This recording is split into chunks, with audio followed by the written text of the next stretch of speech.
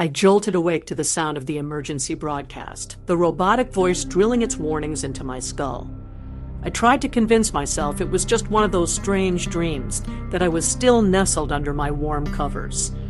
But as the morning chill seeped in through the walls of my creaky apartment, reality coiled around me, cold and unforgiving. It's odd how quickly fear can settle into your bones.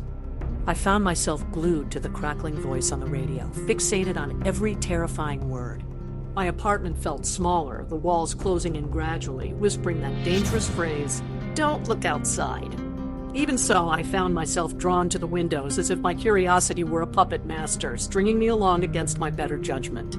I peered through the heavy linen curtains, just a slight crack, but it was enough to see them, shadowy figures with unnatural stillness, congregating silently.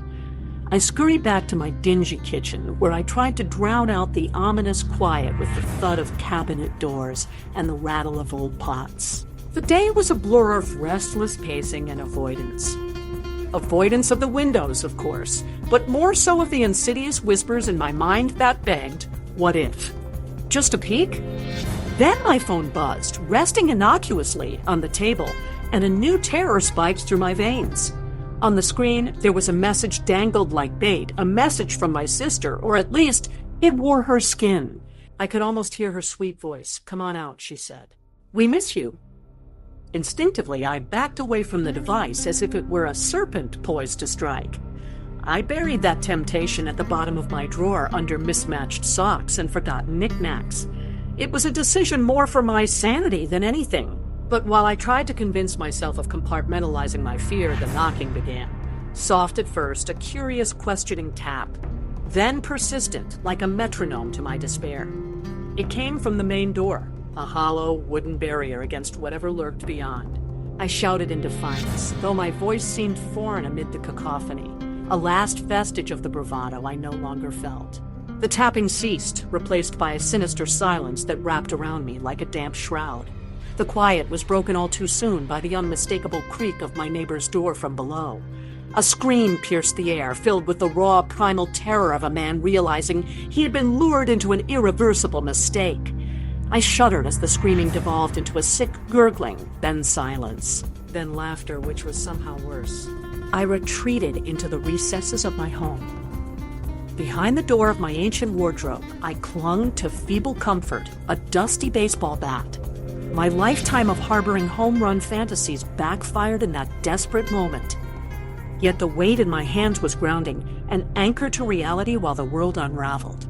The mocking came through the gap under the door, twisting and transforming as if impersonating every voice I had ever loved, every trusted soul.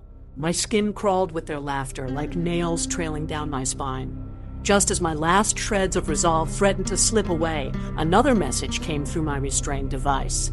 Their persistence was impressive, I reluctantly admitted, as my mother's face flashed on the screen, lingering just long enough to stir a hurt deep within me.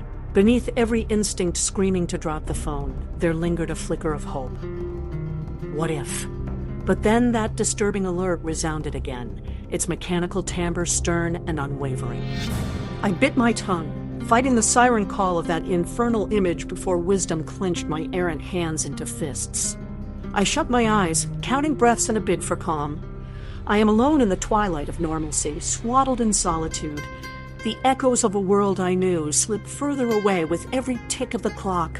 I hope for daylight, for rescue, for a glimpse of courage to wrestle this fear from its throne.